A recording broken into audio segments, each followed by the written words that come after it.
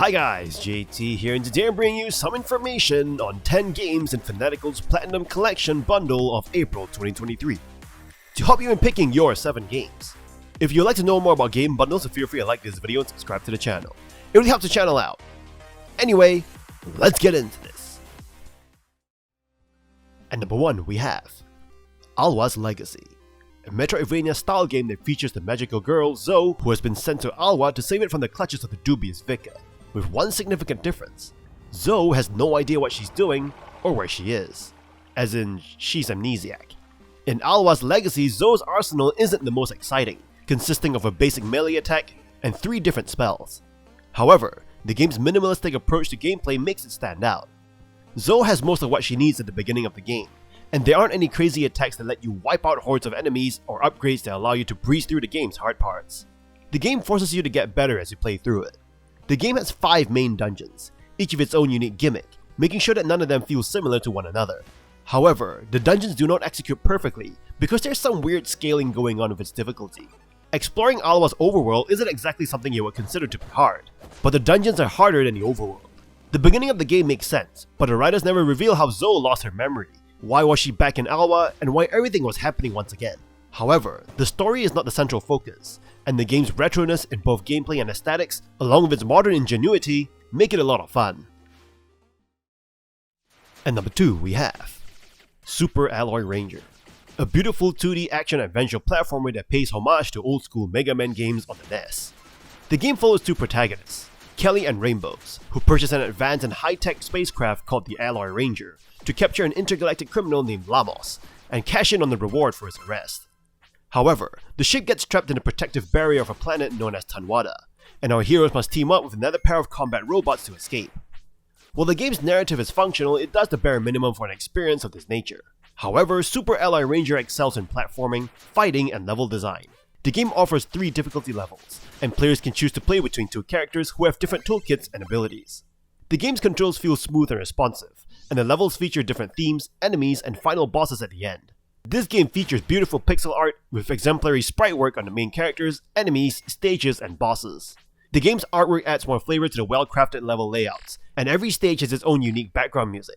Overall, Super Alloy Ranger manages to perfectly capture the essence of old-school classics, and offers a ton of replayability with 2 characters to play and master, secrets and collectibles to find, and plenty of stages to perfect. The game is perfect for fans of Mega Man games or those who appreciate gorgeous pixel art. At number 3 we have Gearshifters, a game that tasks you with making deliveries through 9 zones, each run by a troublesome faction. You drive a car, and as you complete jobs you can upgrade it in a number of ways. Multiple primary weapons are available, and a secondary weapon can also be purchased and attached to your car. You can improve the capabilities of your vehicle to make it faster, easier to maneuver, and more resistant to damage. The game is challenging, with numerous enemy types, each of their own tactics to take you down. It also has well-designed bosses that require you to put all your skills and weapons to good use. 3 difficulty levels are available, and there's also a damage scaling option, allowing you to adjust incoming damage between anywhere from 0 to 500% in small increments. The only disappointing thing about Gearshifters is that there aren't any additional modes offering quick doses of action. Gearshifters' fresh take on a horizontally scrolling shooter template makes it easy to recommend to not only shoot 'em up fans, but also those into car combat games. And number 4 we have Home Builders, a home building simulation game.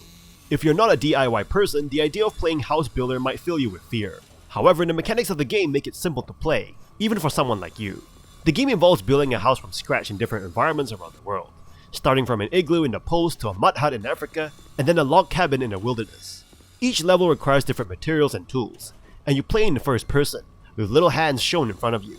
As you progress, you can unlock skills that enable you to complete tasks more efficiently. House Builder is ideal for fans of sim games or those who love slow, methodical task completion. It's also perfect for those who enjoy games like House Flipper.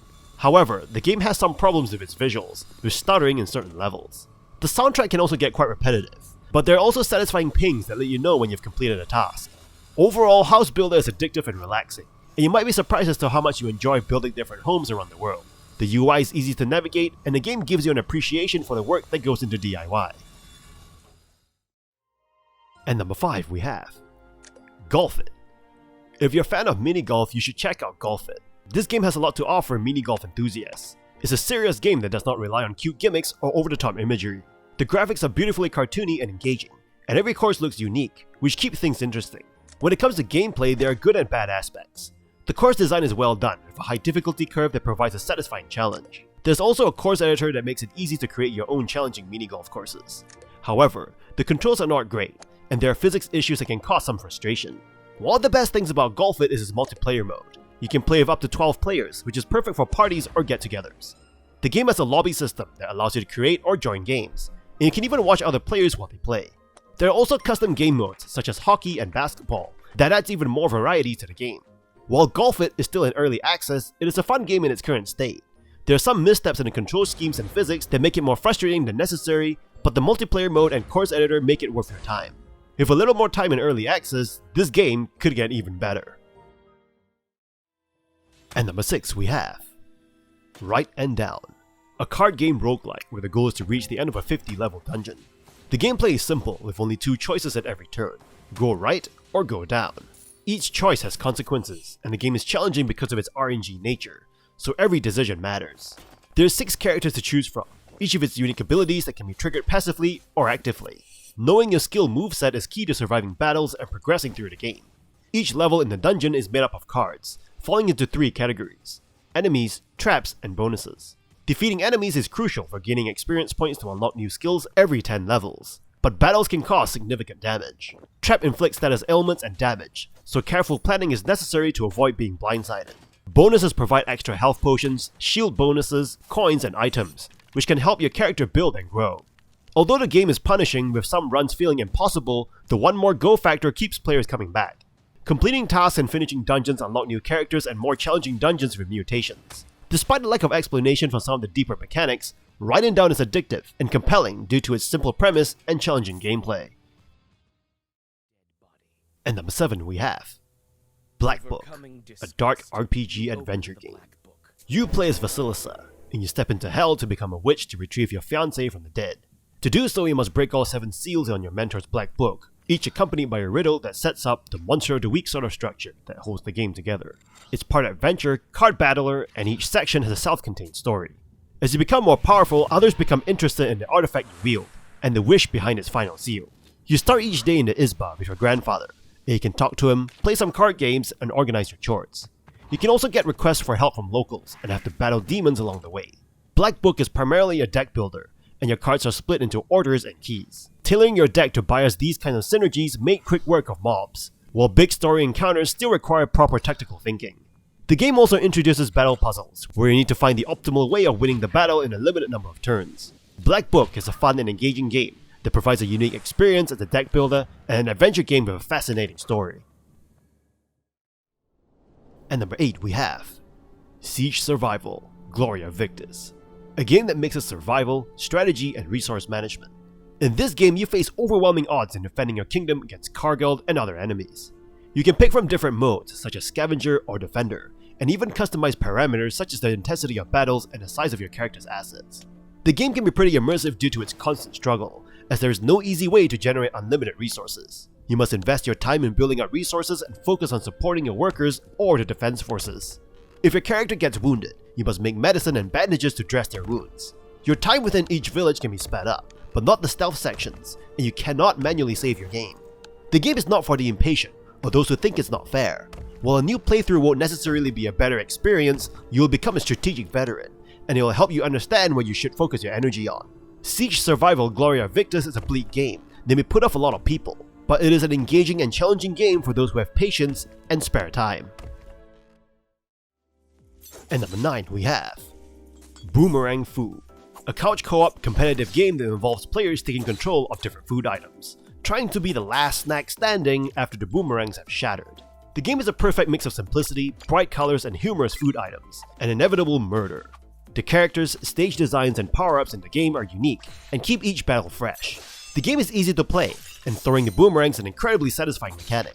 However, it is also dangerous and requires constant awareness of your surroundings and your boomerang's whereabouts, and whether your enemy's boomerang is coming towards you. The game is a perfect fit for a game night, as it's easy to pick up, not too hard to master, and provides a lot of fun.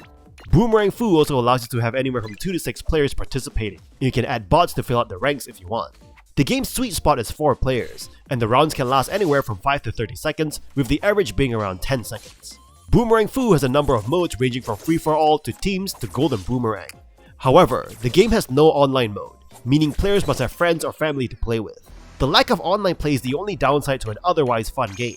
Overall, Boomerang Fu is a fantastic game that provides a lot of fun, and its mechanics truly shine in the free-for-all mode.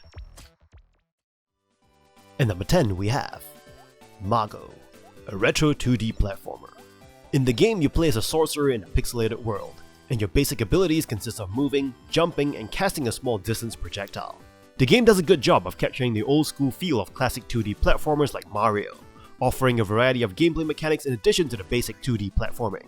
The game starts off simple enough that you never feel overwhelmed with the mechanics thrown at you, but the difficulty starts to ramp up once you finish World 1.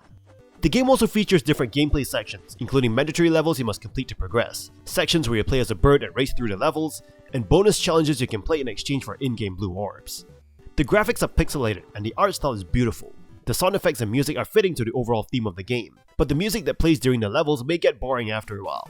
The overall story of the game is quite basic. Your girlfriend or princess gets abducted at the start of the game, and you chase after her. There isn't any written dialogue in the game, but the characters communicate through expressions and symbols. The game offers a good amount of variety, and there are a good number of different boss fights and challenges. While some boss fights were easier than others, the game's simple nature makes it so that nothing feels unexplained. Overall, if you're looking to scratch that retro 2D platformer itch, Mago is a great game to try. And that's all for this bundle.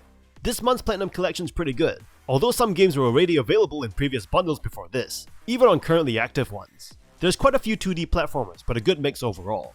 Anyway, don't forget to like and subscribe, and I'll see you guys in the next video.